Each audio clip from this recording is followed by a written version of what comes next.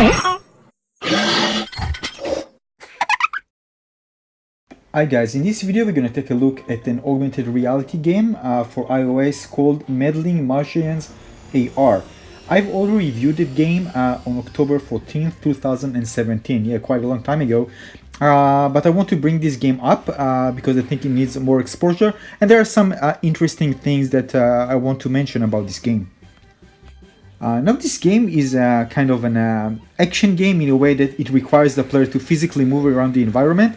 So you're not just sitting down and just tapping the screen and interacting with the game in that way. You actually need to move around in order to, as you can see, catch balls. Once the game starts, an alien will appear. As you progress, there will be more aliens in the same area. Aliens on the free time will generate a bomb and throw it high in the air.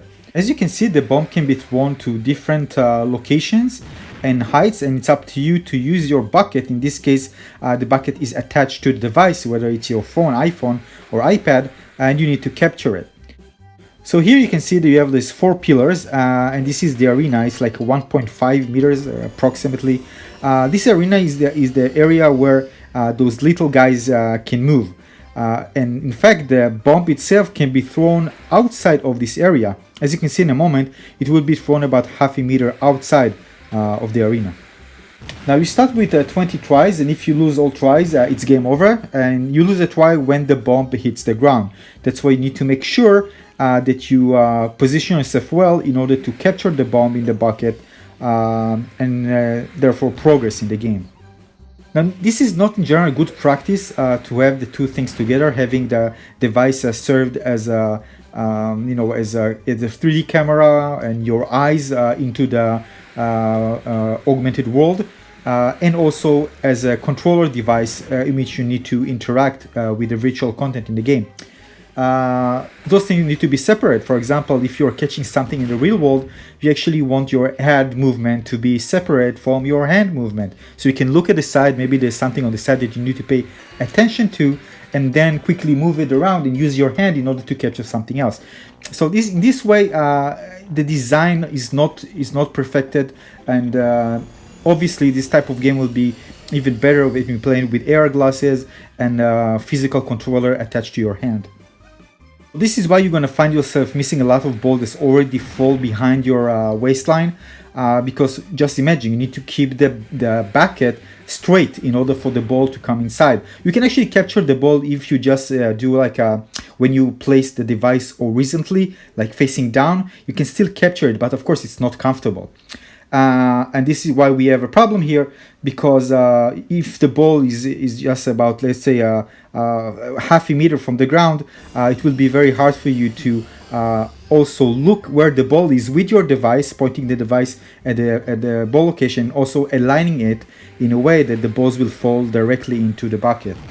Having said all that, I still find the game to be fascinating to me.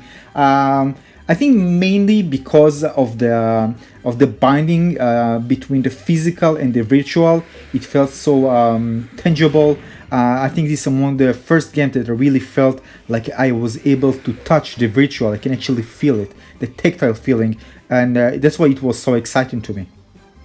Even before that, I was playing a lot of augmented reality games, and I found this one to be one of the more stimulating AR gameplay experiences that I play until this date that I review this app. Now this way, Meddling Martians was for me like a new experience in augmented reality, because with other games just using a touchscreen interaction, and here I was actually just using the device and I needed to move around in order to capture that ball and put it inside the bucket. So as you can see, the bucket at the bottom is pretty big, and actually when you hold the device, in my case my iPad, it felt like I'm holding that bucket, like it's attached to the device, and it's actually felt like I'm indeed capturing bombs using a bucket, but in this case it was just virtual bucket. It also taught me that tangibility is very important. It can really increase the immersion and make the augmented reality experience much more authentic, believable, and exciting, very simulating. stimulating. So this is one of the reasons why when I reviewed this app, I just was so excited to share my experience, and I said this is really something different, something new. Of course, not everyone liked it, but I think this is actually a game that can inspire other developers to develop really unique augmented reality games.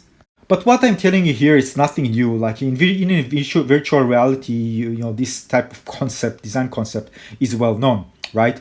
You're actually using motion controllers in order to interact with virtual content, and you have different types of tactile and haptic feedback in order to make the interaction more physical and believable in the virtual world.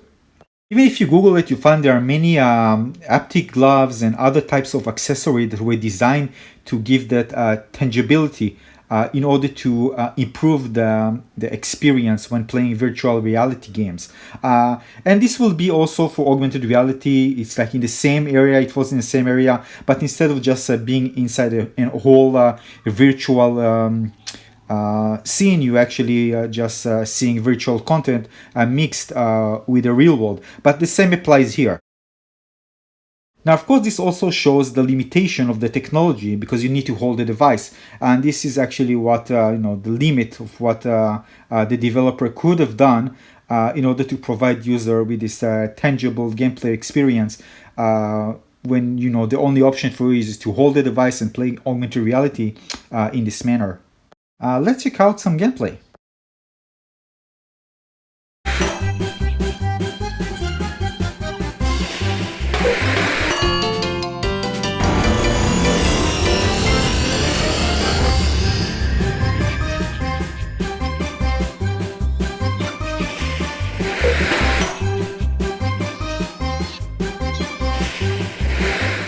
Now here you can see I'm just poking the characters and just fall down.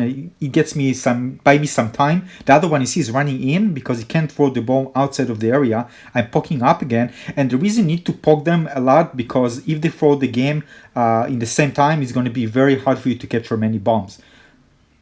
Of course, the game can get really intensive if you don't control them well. You need to poke them all the time because if not, they're going to be bombs all over the place, and you're just going to fail really, really fast. So the developer, in my opinion, did a good job because the game just takes place in the entire space and just feel good. It takes good use of the vertical space and depth. And you just feel that you are playing an entire game inside your living room. But keep in mind that you need a good amount of space here, and make sure there aren't any things around that you can just tackle and fall down because of them.